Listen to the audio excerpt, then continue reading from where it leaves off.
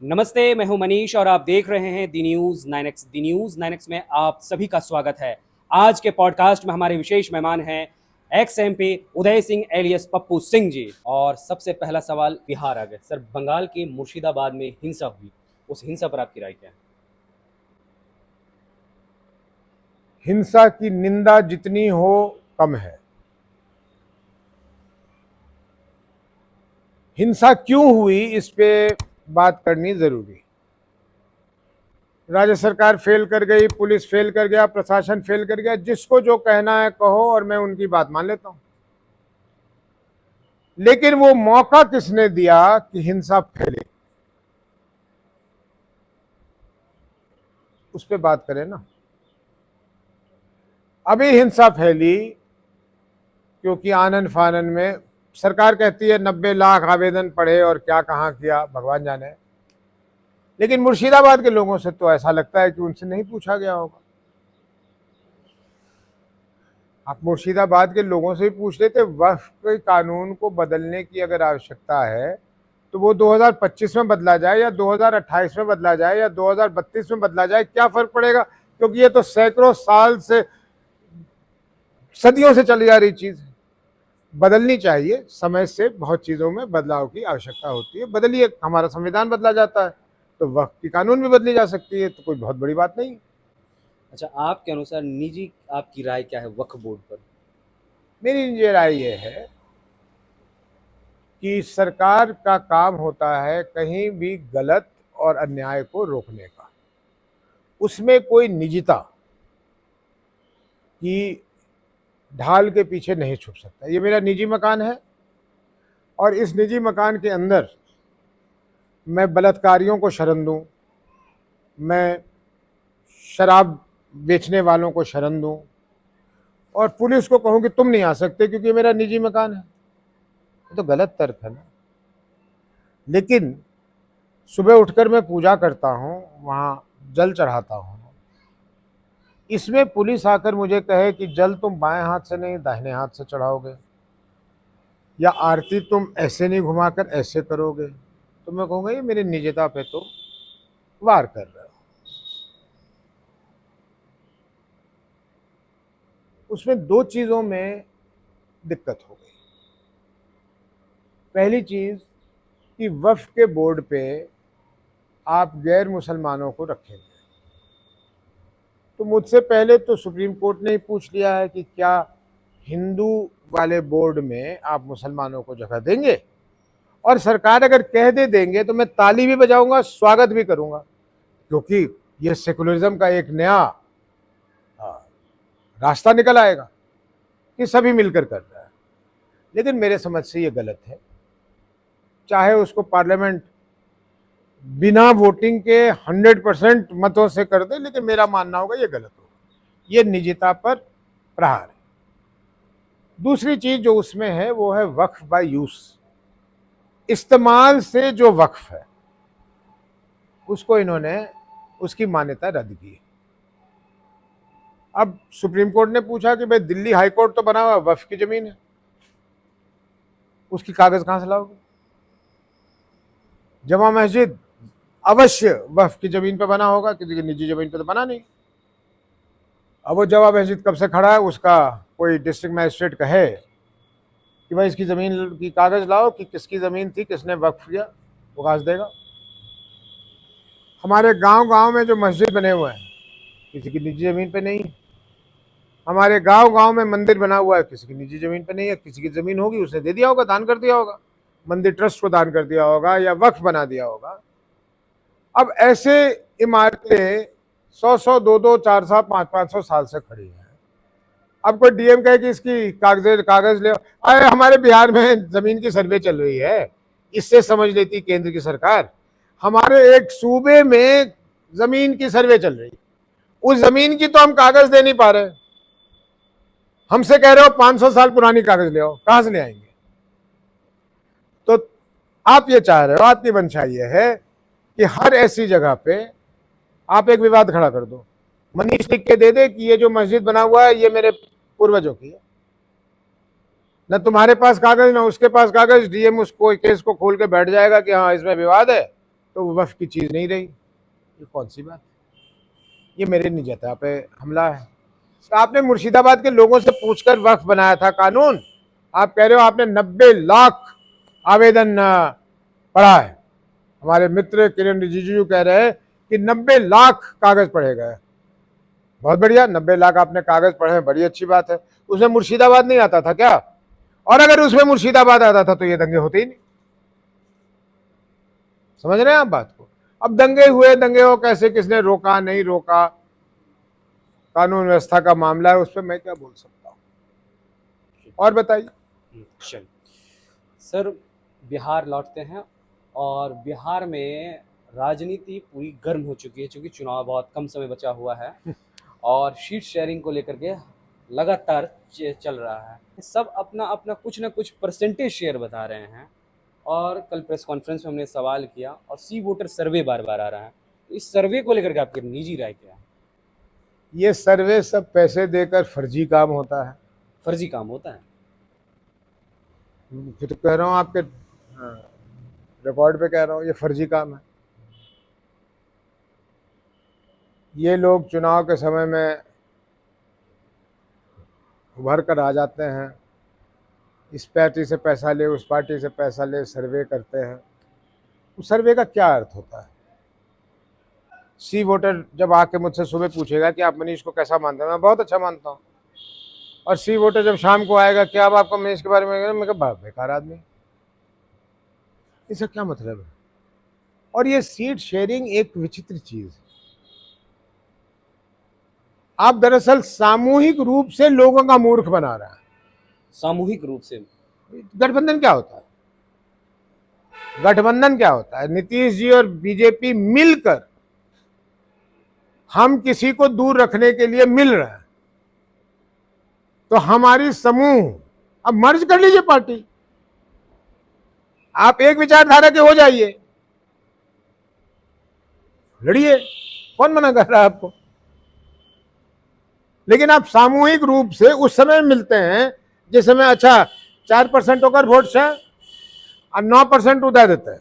9 4 13 भाग ले, अने तो 6 करे 22 22 13 कते भाग लो, 35 भाग ले, हम जीत जेबे, बन गए गठबंधन। हमारा गठबंधन अटूट है, मजबूत है। 3 गो सीट खींच लियो, गठबंधन हमने छोड़ दिया, हम उधर चले गए। कौन सा गठबंधन? किसका गठबंधन? कैसा गठबंधन? ये फर्जी लोगों को मूर्ख बनाने का काम है। वही नीतीश जी, वही विचारधारा। कभी उनको तेजस्वी लालू जी अच्छे लगने लगते हैं, कभी वो बहुत बुरे लगने लगते हैं, कभी बीजेपी वाले अच्छे लगने लगते हैं, कभी इधर से मन फूटता है तो फिर उधर अच्छे लगने लगते हैं। कौन सी विचारधारा? लोगों को मूर्ख बनाने का ये तरीका है। लोगों को समझने, गठबंधन सुनते ही छोड़ देना चाहिए। मैं तो कह रहा हूं, मैं, मुझे बीजेपी से कोई परहेज नहीं, मुझे जेडीयू से कोई परहेज नहीं, लड़ो ना अपने अपने दम पर।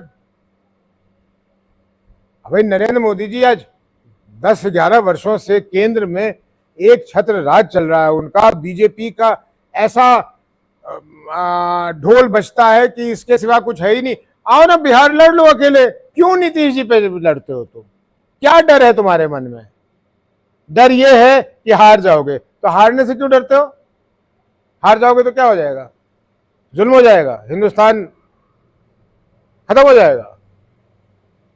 हम उसको पकड़ लेते हैं, हम उसको पकड़ लेते हैं।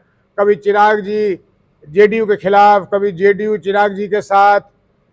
ये कुछ नहीं है, ये इनके नेताओं की, लोग कहते थे ईगो है। मैं तो कहता हूं बिल्कुल ईगो नहीं है, इनके पास ईगो है ही नहीं। इनके पास कोई, इनके पास इज्जत ही नहीं है। तो ईगो उसको होता है जिसको इज्जत होती है, जिसको अपनी इज्जत का ख्याल हो।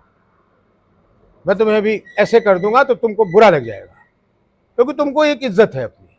तुम कहोगी क्या मजाल है कि इन्होंने मुझे ऐसे कर दिया, तुमको इज्जत ही नहीं है, मैं तुमको 4 थप्पड़ मार दूंगा। तो इनको तो इज्जत ही नहीं है भाई। ये किसी के पांव, किसी के हाथ कभी भी लग सकते हैं, पड़ सकते हैं, गिर सकते हैं। उसमें 2 पार्टियां थोड़ी सी बड़ी हैं, आरजेडी और जेडीयू, या समझती है कि मैं बड़ा हूं। बीजेपी तलाशती रहती है कि यार किसी तरह मेरा गिनती आ जाए कि मैं बिहार में राज कर रहा हूं। चुनौती है मेरी बीजेपी को, लड़ो अकेले। चुनौती है मुझे जेडीयू को, लड़ो। और तेजस्वी जी को भी चुनौती है, कांग्रेस को भी चुनौती है। यार सबसे बड़े पार्टी हो, सबसे पुराने पार्टी हो, काहे के लिए पूछ पकड़े हुए हो? नहीं जीतोगे मत जीतना, वजूद तो दिखाओ। गठबंधन कर रहा है, गठबंधन करने के बाद कुत्ते बिल्ली की लड़ाई शुरू हो जाती है। हम 30 को नहीं लेंगे, हम 35 को लेंगे, तुम 11 को ले लिए थे, तुम 9 को जीते थे, तुम उसमें 2 नंबर पर थे, हम उस पर 1 नंबर पर थे। और तुम बिहार को सुधारना चाहते हो, तुम अपने आप को सुधारना चाहते हो, तुम पैसे कमाने का जरिया बनाना चाहते हो राजनीति को। तुम अपने पास पैसे इकट्ठे करोगे, तुम बिहार की जनता को चूसोगे। एक विचित्र नैरेटिव है मनीष कि नीतीश जी ऑनेस्ट आदमी है। मैं कहता हूं नीतीश जी से ज्यादा नैतिकता के मामले में कोई डिसऑनेस्ट हो ही नहीं सकता। खैर दोस्तों, अब आते हैं इंडिया के टॉप ट्रेंडिंग पॉलिटिकल क्वेश्चन पर। सर, कश्मीर में हिंसा हुई है, उस पर क्या कहना है? दुखद, निंदनीय, चिंताजनक। हर देशवासी अपने प्रधानमंत्री, अपने केंद्र की सरकार के पीछे खड़ा है। हमारे यशस्वी प्रधानमंत्री जो कदम उठाना चाहें, कठोर से कठोर कदम उठाना चाहे, जिससे देशवासियों को शायद कष्ट भी हो, हम लोग उस कष्ट को झेलने के लिए तैयार हैं। इसमें कहीं से भी प्रश्न चिन्ह है ही नहीं। लेकिन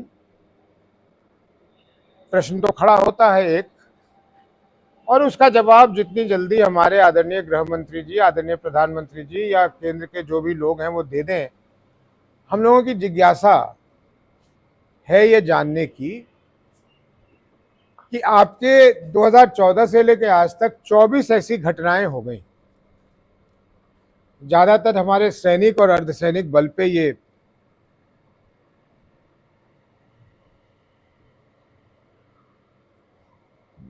हुआ है, और शायद ही कोई ऐसा रहस्यमय रह गया हो जिसमें घटना के बाद आपको तुरंत ये ना पता लग गया हो कि ये किसने किया। और ये इसलिए पता लग जाता है मनीष जी कि भारत की सरकार कोई छोटी चीज नहीं है। भारत की सरकार के पास इतने तरह के तंत्र और तरीके हैं कि ये इंटेलिजेंस की रिपोर्ट आती जाती रहती है। मैं याद करा दूं कि वाजपेयी जी के ज़माने में जब एक विमान का हाईजैक हो गया था, अफगानिस्तान चली गई थी, और उसके बदले वाजपेयी जी ने कुछ लोगों को छोड़ा भी था, जिसकी अभी तक आलोचना होती है। उसकी भी कुछ सूचनाएं हवा में उस घटना के 2 दिन पहले दौड़ रही थी। तो मेरा सरकार से ये प्रश्न है कि घटनाओं के तुरंत बाद अगर हम इनको पकड़ लेते हैं, इनको मार गिराते हैं, और इनको मार भी गिराना चाहिए, तो ये घटना के पहले हम क्यों नहीं कर पाते? हम इन घटनाओं को क्यों नहीं रोक पाते? तो सरकार सोच के, अगर सोचती है उचित, तो जनता को ये जवाब दे दे। दूसरी बात, हमारे गृह मंत्री जी किसी आधार पे ही कहते होंगे, कहते नहीं थकते कि कश्मीर बिल्कुल ही सुरक्षित हो गया है। से मनीष, कश्मीर जाने वालों पर्यटकों की संख्या वो छत फाड़ कर निकल गई। और पर्यटक जब वहां जाता है घूमने के लिए, आनंद लेने के लिए, तो पैसे खर्चता है, और पैसे खर्चता है तो वहां की अर्थव्यवस्था को लाभ होता है। कश्मीर के छोटे छोटे व्यवसायी जो भूखे मर रहे थे, उनके लिए ये वरदान की तरह आया, और पिछले 2 वर्षों में उन्होंने बहुत पैसे कमाए, और वो अपने अपने दुआ करते रहे, अल्लाह से, भगवान से मनाते रहे कि ये हमेशा ऐसे चले और बढ़े। कोई भी करेगा, हम भी करेंगे। एक पहलगाम के ऊपर जगह है जहां घोड़े से जाते हैं, उसके पीछे जंगल है। आपके पास कोई इंफॉर्मेशन नहीं थी, चलो मान लिया, लेकिन आप ऊपर जा रहे हो घोड़े से, तो घोड़े से गिर तो सकते हैं, ऊपर घूम रहे हो, चोट लग सकती है। जहाँ हजारों लोग जमा हो रहे हैं वहां तुमने एक छोटे से अस्पताल या क्लिनिक का भी इंतजाम नहीं किया कि पट्टी कर दें, किसी का खून बह रहा हो तो रोक दें। उसके अलावा अगर हमारे मंदिर के में कोई त्योहार मन रहा होता है, कोई उत्सव हो रहा होता है, तो वहां पुलिस आ जाती है कि यहाँ व्यवस्था ना खराब हो जाए, इतने लोग लाइन में खड़े हो रहे हैं, कोई दिक्कत ना हो जाए। यार उतनी सी छोटी सी जगह पे 2000 हजारों की तादाद में लोग घोड़े पे चले जा रहे हैं, कि राज्य सरकार की और केंद्र सरकार की जिम्मेदारी होनी चाहिए थी कि वहाँ कुछ पुलिस वाला हो, वहाँ कुछ अर्धसैनिक बल हो या सैनिक बल हो। कौन कह रहा है आपके पास जानकारी थी? चलिए नहीं थी, सिक्योरिटी तो हो सकती थी। और सिक्योरिटी होती, ये घटना नहीं होती। घटना क्यों नहीं होती? क्योंकि ये मारने वाले ये इंसान है नहीं, ये बुजदिल लोग हैं। ये हमारे वर्दी में अगर देख लिया होता कि एक व्यक्ति खड़ा है, ये निकलते ही नहीं अपने बिल में से, ये घटना होती नहीं। तो इसकी जिम्मेदारी तो सरकार को लेनी पड़ेगी। नहीं लेंगे तो हम क्या कर सकते हैं? हम उनको जबरदस्ती जाके उन पे हिला तो सकते नहीं, गुहार लगा सकते हैं। सिंधु नदी जल बंटवारा का विवाद शुरू हो गया है। खैर, इस विवाद पर आपकी निजी राय क्या है? देखिए, हिंदुस्तान के मासूम लोग और पाकिस्तान के मासूम लोग, इन लोगों पे, इन पागल हरकत करने वाले आतंकवादियों का और पाकिस्तान सेना और पाकिस्तान सरकार में पागलों के कहने का खामियाजा जितना कम हिंदुस्तान के नागरिक, साधारण नागरिक और पाकिस्तान के साधारण नागरिक पर पड़े, उतना मानवता के दृष्टिकोण से अच्छा है। लेकिन इसका फैसला हमारी सरकार करेगी, जिसके हर फैसले के साथ हम हैं। सिंधु नदी पे आ जाते हैं तो सिंधु नदी समझौता गलत था, सही था, कब था, क्यों था, मैं उसमें नहीं जाना चाहता। सिंधु नदी का पानी रोकने का मतलब है वो पानी हमारी तरफ रह जाएगा। उस पानी को खवाने की हमारे पास क्षमता होनी चाहिए। आज जितनी सिल्ट या बालू आई हुई है हमारे नदियों में, ये पानी की क्षमता उसको रखने की नहीं है। तो हो सकता है कि बारिश के मौसम में या उसके बाद हमारे पास ये इतना पानी आ जाए जो इसको हम नियंत्रण न कर सकें, तो वो हमें क्षति पहुंचाएगा और पाकिस्तान के लोग पानी को तरसेंगे। केंद्र सरकार के ऊपर है क्या निर्णय करना चाहती है। मैं इसके बारीकियों में जा सकता हूँ, नहीं जाऊँगा। मोटे तौर पे आपको बता दिया कि साधारण लोगों को, क्योंकि मोदी जी कहते रहते हैं वासुदेव कुटुंबकम, तो जब सारी दुनिया हमारे रिश्तेदार है, तो इसमें से तो वो गिने चुने गंदे इंसान नहीं, गंदे जानवर, उनको सज़ा मिलनी चाहिए। चाहे वो पाकिस्तान के सेना में हो, पाकिस्तान के सरकार में हो, पाकिस्तान का कोई गुट बना हो, उनको मिलनी चाहिए। साधारण लोग तो दे रहा, ऐसा मेरा मानना है। भागलपुर के एक शिक्षक हैं, उनका नाम है संजय चौहान। उन्होंने कहा है, यूं ऐसे तो बिहार के लोग भी कहते रहते हैं कि बिहार में शिक्षा और चिकित्सा की व्यवस्था धराशायी हो गई है। इसको लेकर आपका क्या कहना है? हाँ, बिल्कुल धाराशाही हो गई है। लेकिन कोई अगर ये कहे कि मैं रात भर में इसे ठीक कर दूंगा, तो वो गलत है। ये दोनों चीज अपने बुनियाद से ही खत्म हो चुकी है। भ्रष्टाचार और कुव्यवस्था नीचे तक है। लेकिन बिना विस्तार में गए हुए, बहुत देर हो गया मनीष, मैं आपको ये बता दूं कि हमारी योजना कुछ और है। और हमारी योजना किस चीज़ से शुरू हुई है? वो शुरू हुई है कि ऐसा माना जाता है विद्वानों के द्वारा कि अगले 15 वर्षों में केजी से लेकर पीएचडी तक के शिक्षक नहीं हुआ करेंगे, वो सब कुछ एआई से ही होगा। बिल्कुल। और अगले 15-20 वर्षों में डॉक्टर नामक चीज़ खत्म हो चुके होंगे। वो रोबोट डॉक्टर सिर्फ सलाह देने के लिए रह जाएगा, सब कुछ एआई के द्वारा होगा। इसी वर्ष मेरी बेटी जो पढ़ लिख कर अपना काम शुरू कर रही है, वो हम लोग निजी तौर पर वो पूर्णिया आएगी और पूर्णिया को अपना केंद्र बनाकर कुछ एआई के शिक्षा के क्षेत्र में कुछ प्रयास करेगी। देखते हैं उसकी प्रयास कितनी सफल होती है, और अगर सफल होगी तो उसे हम अन्य जगह और करने की, उसको विस्तार करने की सोचेंगे। चिकित्सा में भी एआई लाने की बात है, लेकिन अभी कोई योजना नहीं बनी है। शिक्षा के लिए तो बना है, तो देखते हैं ये कहाँ तक चलती है बात। बहुत बहुत शुक्रिया। बहरहाल दर्शकों, आपको हमारा ये पॉडकास्ट कैसा लगा, आप अपनी राय हमारे कमेंट बॉक्स में जरूर दें। अगर आप हमारे ये वीडियो फेसबुक पे देख रहे हैं तो फेसबुक पेज लाइक कर लें। अगर आप हमारा ये वीडियो यूट्यूब पर देख रहे हैं तो यूट्यूब चैनल दी न्यूज़ 9X को सब्सक्राइब कर लें, और ये जरूर बताएं कि उदय सिंह के साथ ये पॉडकास्ट कैसा लगा। शुक्रिया।